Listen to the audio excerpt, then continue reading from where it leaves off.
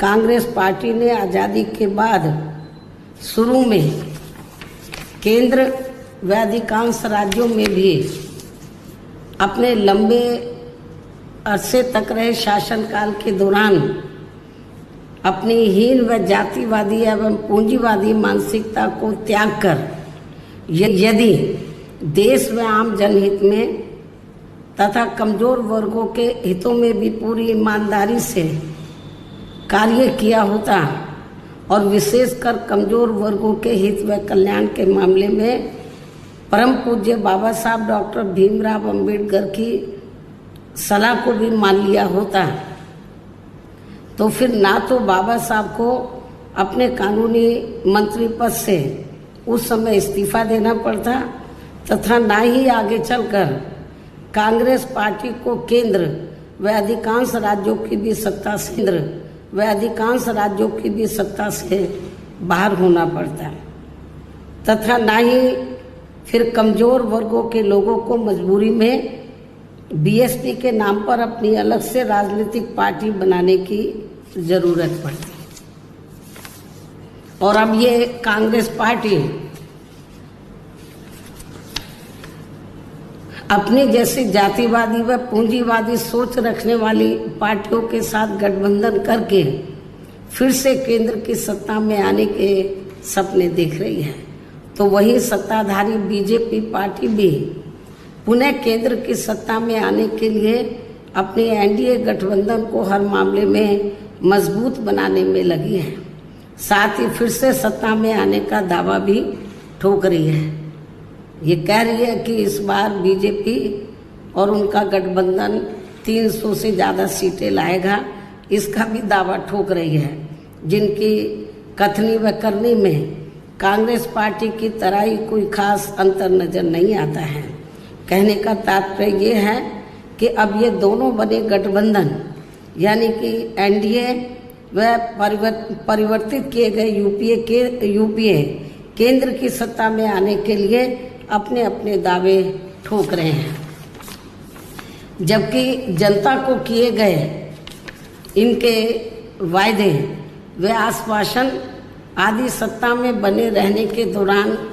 अधिकांश खोखले ही साबित हुए हैं। वैसे भी कांग्रेस व बीजेपी एंड कंपनी के बने गठबंधन की अब तक रही सरकार की कार्यशैली यही बताती है कि इनकी नीति, नियत व सोच सर्व समाज में से विशेषकर गरीबों, दलितों, आदिवासियों, पिछड़े वर्गों, मुस्लिम एवं अन्य धार्मिक अल्पसंख्यकों के प्रति लगभग एक जैसी ही रही है, क्योंकि इन्होंने सत्ता में रहकर शुरू से इन वर्गों के मामले में अधिकांश कागजी खाना पूर्ति ही की है तथा जमीनी हकीकत में इनके लिए कोई ठोस कार्य नहीं की है। लेकिन जब ये लोग सत्ता से बाहर हो जाते हैं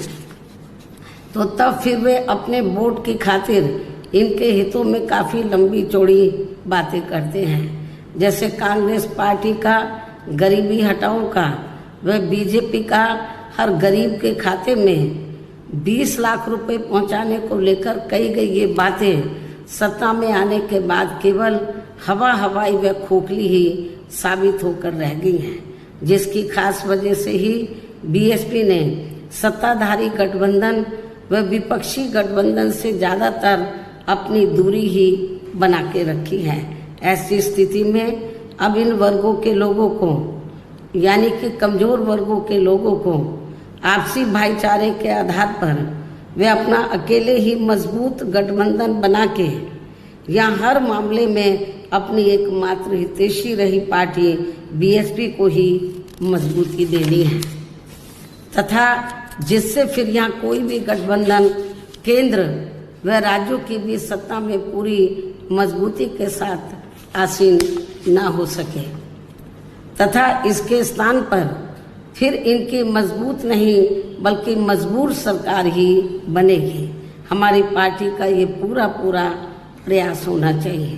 ताकि बीएसपी के सत्ता में ना आने की स्थिति में भी इन कमजोर वर्गों का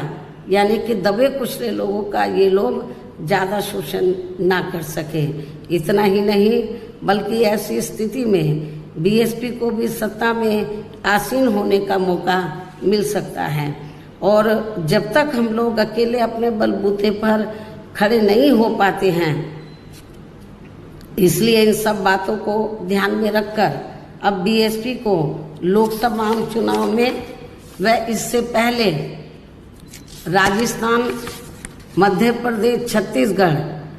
व तेलंगाना आदि राज्यों में होने वाले विधानसभा चुनाव में भी अकेले ही चुनाव लड़कर अपनी पार्टी का बेहतर रिजल्ट लाना होगा।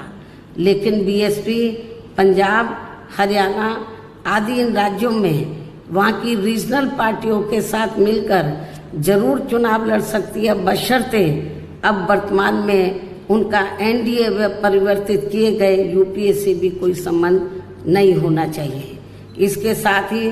पार्टी के लोगों को हर स्तर पर सत्ताधारी गठबंधन व विपक्षी गठबंधन के सभी साम दाम दंड भेद आदि हथकंडों से भी जरूर सावधान रहना है। इसके अलावा यहाँ मैं ये भी कहना चाहूँगी कि देश में लगातार बढ़ रही कमर तोड़ महंगाई, अति गरीबी व बेरोजगारी आदि की इन गंभीर समस्याओं के प्रति केंद्र के उत्तरदायित्व को लेकर कल से शुरू हो रहे संसद के मानसून सत्र में जवाबदेही का लोगों को काफी बेसब्री से इंतजार है। किंतु मणिपुर में जारी चिंतनीय हालात, हिंसा व सुरक्षा ही अब नया मुद्दा बन गया है। किंतु इन समस्याओं के प्रति भाजपा का रवैया अब तक व्यापक जनहित का कम तथा अपने राजनीतिक स्वार्थ का ज्यादा देखने को मिल रहा है, जिस कारण देश से जुड़े इन मामलों का जटिल बने रहना अति दुखद है। जबकि देश की प्रगति लोगों की उन्नति में ही निहित है, जिस पर पूरा ध्यान केंद्रित करने की भी सख्त जरूरत है। और अब लोकसभा चुनाव से पहले संसद में सरकार व विपक्ष का रवैया तकरार, आरोप प्रत्यारोप व जिम्मेदारी से भागने का नहीं, बल्कि इन ज्वलंत जन समस्याओं